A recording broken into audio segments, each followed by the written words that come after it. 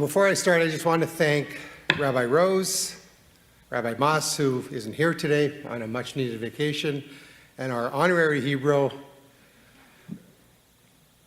our cantor, our chazan, who has helped us prepare, and Louis, who has tasked me with this, probably because he didn't want to do it because his knees are shaking. So here we go. And thank you, Rena, and everybody for getting the tables raised. Much better. Baruch atah Adonai Eloheinu melech haolam, asher kishanu b'mitzvot tav etzivanu la'asuk b'divrei Torah. Amen. Blessed are you, Lord our God, King of the universe, who sanctifies us with his commandments to engage the study of Torah. This week's Torah portion that was just so well chanted by 7 of our Hebrews is called Re'eh. Re'eh is translated to see. Moses was reminding the Israelites God's vision on how to act and behave in the Promised Land. See, I set before you today a blessing and a curse. God presents the Israelites with 2 paths: blessing if they follow the commandments, curse if they turn away. This reminds me of a famous New York Yankees catcher, Yogi Berra, who once said, when you come to a fork in the road, take it.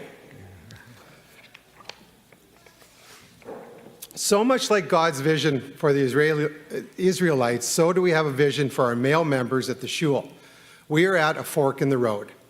How can we help our brotherhood focused on unity and not division? Who in our community might be in need of help, and how can we as men help them and step up? In the Torah, the Hebrew word ach, which means brother, appears over 630 times, and not only to describe a sibling by blood, but also to express loyalty, compassion, and solidarity amongst the people of Israel. When Abraham calls his nephew Lot brother in Genesis, he is declaring a relationship of protection and peace, even in a moment of potential conflict.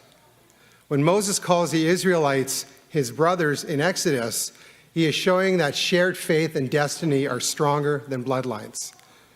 This broad sense of brotherhood reminds us that within our shul, men can and should form bonds that go beyond family ties. The Torah sometimes uses ach to emphasize solidarity, compassion, and mutual responsibility, even when not related by blood. In Pirkei Avot, the rabbis teach us, acquire for yourself a friend. The Hebrew word here, knei, means to acquire, as if to say, true friendship requires effort, investment, and intentionality. Brotherhood doesn't just happen, it is built through time, trust, and shared experiences.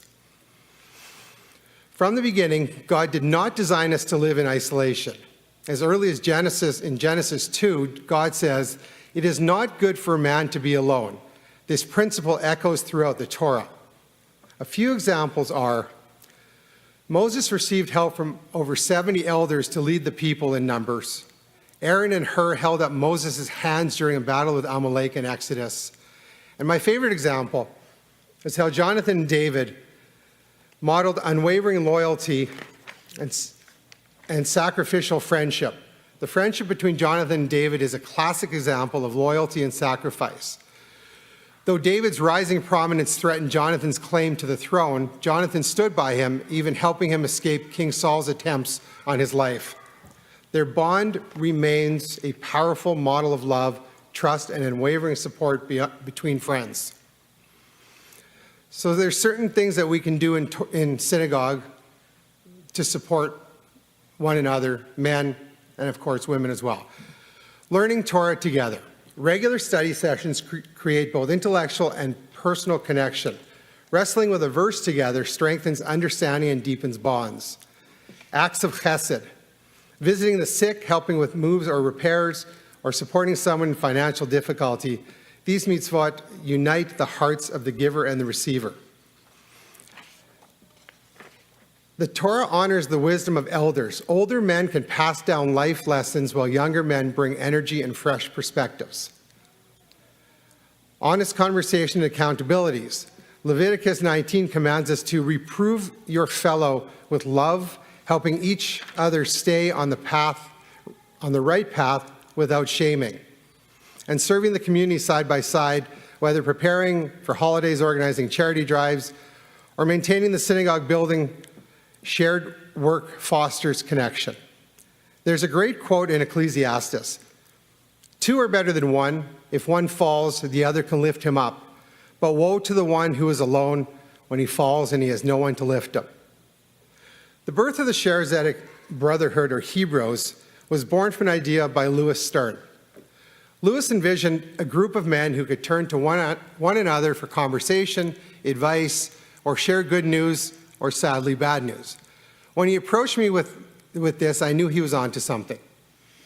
We talked about how many great men we have in our shul and how powerful it would be if we could feel like the band of brothers navigating this challenging world together. Ideas started flowing, whiskey and cigar nights, a Jets game, and more. We also plan to include ritual events, working with our clergy to incorporate meaningful traditions. Last Thursday, over 25 Hebrews attended a tailgate and Bomber game. It was a rousing success and a glimpse of the strong, supportive brotherhood we are building. And let me tell you, the Israeli pilots had a good time. Our very own sisterhood and our amazing women in our shul are examples of exactly what we were trying to achieve. Approaching 100 years young, this amazing group of dedicated women led by co-presidents Sandy Polanski, Louise Raber, and Marissa Hochman.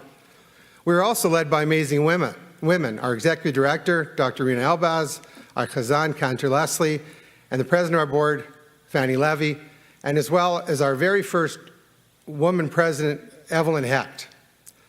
The sisterhood offers women of all ages the opportunity to come together to socialize, work on special projects, and learn through programs such as the annual Interfaith Luncheon, held in the spring of each year, the book club, the very popular Talit weaving program, Sisterhood Shabbat, the Mitzvah group, and sponsors entertainment and refreshments at the Simpkins Center for Hanukkah and Mother's Day, and a variety of social programs and educational programs. If we could become a tenth of what they do, I feel we'll be a successful group and welcome addition to the shul. Amen. Brothers, the Torah calls us not only to believe, but to belong, not only to pray, but to stand with one another in the journey of life. The world can be noisy, chaotic, and isolating, but in the house of God, we are not alone. Achava, brotherhood, is not optional. It's a mitzvah of living, and it's a mitzvah, a living expression of what it means to be Am Yisrael. Let us commit to being true brothers, in times of joy and in times of struggle, lifting one another up so that no man in our synagogue ever feels invisible, forgotten, or without a friend. Ken Yehi Ratzon, may it be God's will. Amen. Thank you.